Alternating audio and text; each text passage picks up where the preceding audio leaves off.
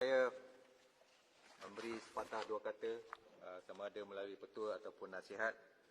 Sebenarnya saya telah baca banyak kali peraturan mesyuarat ni. Terdapat banyak peraturan-peraturan mesyuarat yang kita tak ikuti sebenarnya.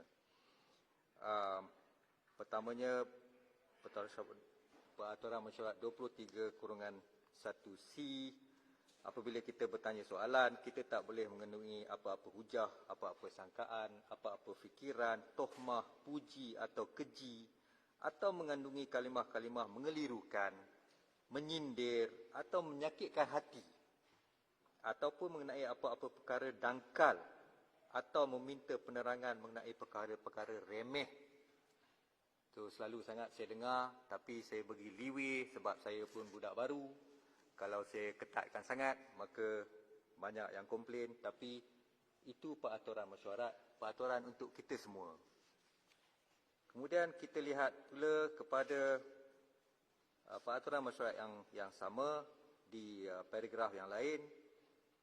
Mengatakan sesuatu pertanyaan itu tidak boleh dikeluarkan berkenaan dengan sifat atau kelakuan siapa-siapa, melainkan sifat dan kelakuannya dalam menjalankan urusan-urusan jawatannya saja.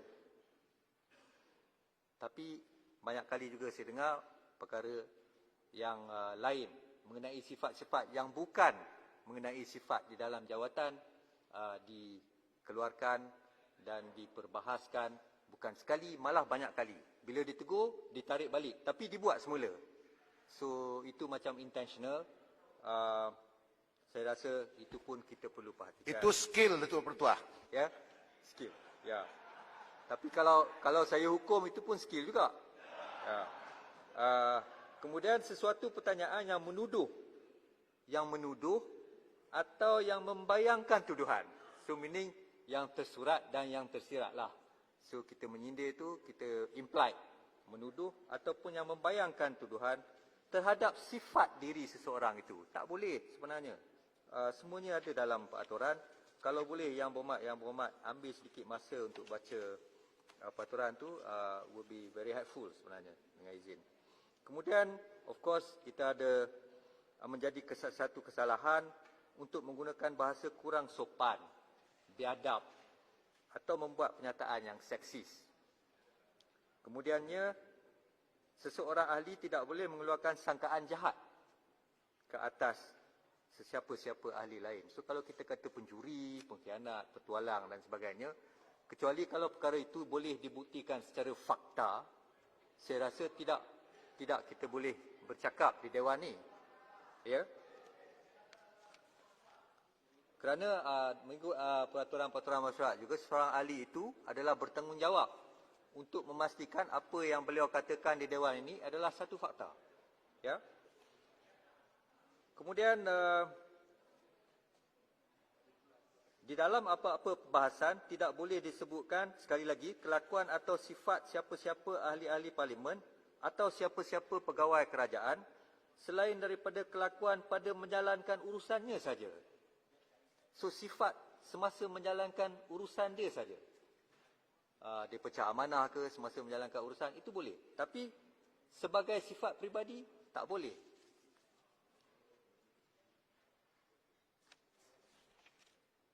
Yang ini yang penting, yang ini yang selalu orang banyak kali saya lihat dilakukan. Pengurusi boleh tidak membenarkan mana-mana ahli meminta penjelasan sekiranya didapati bahawa majlis mesyuarat tidak mempunyai masa yang cukupnya. So saya pun telah banyak kali pesan, kalau masa tak cukup, tak perlulah menyoal dan meminta penjelasan yang tambahan lagi apabila perkara itu tak ada kena-mengena dengan isu yang sedang diperbahaskan. Tidak mempunyai masa yang cukupnya untuk menyelesaikan urusannya, atau, ini penting, jika pengurusi mempercayai bahawa niat ahli yang meminta penjelasan adalah semata-mata untuk mengacau ahli yang sedang bercakap. Ingat tu Arau. Itu Arau selalu kacau ni. Itu balik. Itu jelutung. Jelutong. okey.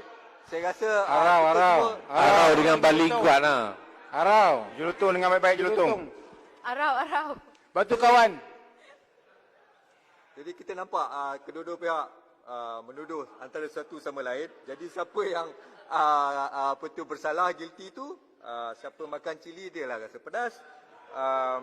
Jadi saya ingin menasihatkan agar kalau boleh kita bukan saja membaca peraturan-peraturan mesyuarat, malah kita menghayatinya. Marilah kita adakan persidangan di dalam Dewan ini dengan harmoni, dengan kualiti debat, kualiti perbahasan yang baik, yang memperdebatkan, yang membahaskan isu-isu yang berkenaan mengenai sesuatu usul itu, agar kita memanfaatkan masa kita di sini. Ya, ramai orang yang kata tak dapat orang kata cukup masa untuk berbahas, tapi saya rasa ada masa untuk bahas itu cukup, tapi kita tak perbahaskan, tak menggunakan masa itu dengan sewajarnya. Ya, Datuk Pertua. Saya. Pada perkiraan Datuk Pertua, adakah selama kami berdebat ini ada kualiti ataupun kurang kualiti? Boleh saya jawab secara bertulis tak? Saya tiru Yang Berhormat Menteri kita. Yang Berhormat, sidang Datuk Yang mesyuarat Dipertua. kedua Pengal ketiga Parlimen ke-14 Datuk Yang Dipertua. 2020. Datuk yang kulai. Saya. Ya, saya juga nak minta bantuan daripada Datuk Yang Dipertua, kerana semasa sesi jawab ataupun pembahasan, banyak isu yang dijanji oleh Menteri atau Timbalan Menteri untuk memberi jawapan bertulis kepada kami. Sekarang hari terakhir. Handset saya menunjukkan bahawa pada 3 hari bulan Ogos, Timbalan Menteri Pendidikan janji untuk memberi jawapan bertulis. Sampai hari ini tak dapat. Jadi bagaimana kita tak pastikan bahawa ahli-ahli parlimen bolehlah menjalankan tugas dengan lancar. Jadi saya rasa ini pun kita perlu dapat jaminan dan juga bantuan daripada Datuk Speaker untuk memastikan di sebelah sana, terutamalah menteri-menteri, timbalan-timbalan, untuklah memberilah jawapan kepada kami secepat mungkin. Hari ini sudah hari terakhir. Menteri, sama Menteri juga Pertua. Speaker, Ya. sama juga Timbalan Menteri Pengangkutan belum lagi bagi jawapan bertulis dan juga yang lain-lain lah. Terima kasih. Tuan Yang Dipertua, segambut nak membangkitkan bahawa walaupun kita mendapat jawapan bertulis, Tuan Yang Dipertua, tetapi- bawa tajuk apa? Jawapan. Bahasan bawa tajuk apa sekarang? Bertanyalah. Ini kira hal-hal lain lah, Arau. Hal-hal lain. Kalau Yang Berhormat boleh bagi itu, bagi kebenaran soal 5 minit. untuk bertanya. Dialog. Kalau Cuma- tidak nanti tak cuma, habis. Saya juga 22 bulan PS memerintah. Tidak ada jawapan dibagi pada saya. Saya nak beritahu. Tapi sekarang ni ada juga jawapan yang dibagi. Masalahnya Arau tak Bacaan baca. sekarang ni bagus. Dia dah bagi dah, Arau Jadi tak baca. sekarang saya minta masa 5 minit untuk... Cuba saya baca, bertanya. Arau. Buka. Saya nak akhirkan perkara ini. Tak apa segambut. Saya cuma, of course, apabila dijanji itu dan dimasukkan ke dalam Hansard itu, maka itu adalah satu janji yang perlu dikotai, kerana itu adalah merupakan satu representasi, adalah satu kenyataan kepada Dewan dan perlu dipenuhi. Jadi, Betul, janji mesti ditepati. Yang Berhormat, Tuan Yang Dipertua, Hidup PN. segambut. Saya bukan nak bangkitkan isu mereka tak bagi jawapan bertulis. Ini bagi jawapan bertulis tetapi tidak menjawab soalan. Kita tanya A, dia jawab B. Jadi Ya, itu tidak- sekampur dulu. Saya punya soalan, dia pun tidak jawab bertulis. terima kasih. Tuan Yang Dipertua. Saya rasa cukup. Saya punya Tuan Yang hari Dipertua. ini tak dapat jawapan. Tuan Yang Menteri Dipertua. Undang-Undang. Ya. Dulu yang lama. Mengenai mantan. jawapan bertulis itu memang kita harus berikan. Pada masa yang sama saya juga minta sewaktu saya menjadi backbencher ni ada jawapan yang saya minta 2 tahun pun sehingga sekarang yang belum diberikan oleh mantan menteri, minta menteri. Itu memang setuju lah. Jadi begini, kita mulakan satu titik dan satu tahap yang baru. Mulai sekarang, mari kita penuhi semua apa yang kita janji Buka di dalam buku baru Dewan. lah. Di dalam Dewan. Ya.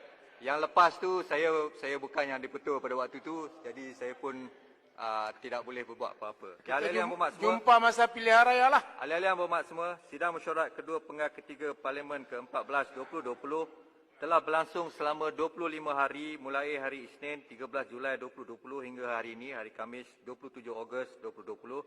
Seperti mana semua ahli yang berhormat sedia maklum, persidangan kali ini dilaksanakan ketika seluruh dunia termasuk Malaysia sedang menghadapi penularan wabak COVID-19.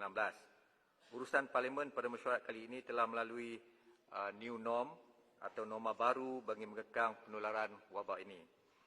Saya sebagai Yang di-Pertua dan mewakili kedua-dua timbalan saya ingin merakamkan ucapan setinggi-tinggi terima kasih kepada semua ahli-ahli yang berhormat yang telah memberi kerjasama bagi membolehkan perjalanan Majlis Mesyuarat dapat disempurnakan sepanjang tempoh 25 hari ini. Saya juga mengambil kesempatan ini untuk mengucapkan terima kasih dan penghargaan yang tidak terhingga kepada semua pegawai kerajaan, kaki tangan Parlimen Malaysia, khususnya bahagian pengurusan Dewan Rakyat, wakil-wakil media massa serta semua pihak yang turut terlibat secara langsung maupun tidak langsung dalam pengendalian urusan Majlis Mesyuarat sepanjang tempoh Dewan kali ini bersidang. Ahli yang berhormat, saya turut ingin mengucapkan selamat Hari Kebangsaan yang akan disambut pada 31 Ogos 2020 dan juga selamat Hari Malaysia yang disambut pada 16 September 2020 kepada semua ahli-ahli yang berhormat dan warga Parlimen Malaysia. Saya juga ingin menasihatkan semua ahli yang berhormat untuk sentiasa mematuhi SOP yang dikeluarkan kerajaan agar kita sama-sama dapat mengekang penularan wabak COVID-19 Menteri kena kurus. yang masih belum ada kesudahan ini. Oleh kerana ramai ahli yang berhormat berpantun, maka saya pun nak berpantun juga. Biduk berlalu di Tasik Chini, redup di payung awan mega, ternyata cukup sampai di sini, mesyuarat kedua penggal ketiga. Akhir kalam, saya ingin mengucapkan kepada semua, selamat pulang dan selamat sampai ke destinasi masing-masing. Semoga ahli-ahli yang berhormat sentiasa sihat walafiat di samping keluarga tersayang. Ahli yang berhormat, mesyuarat Dewan pada hari ini ditangguhkan hingga ke suatu tarikh. Hidup Pago. Sekian, terima kasih. Setuju. Assalamualaikum.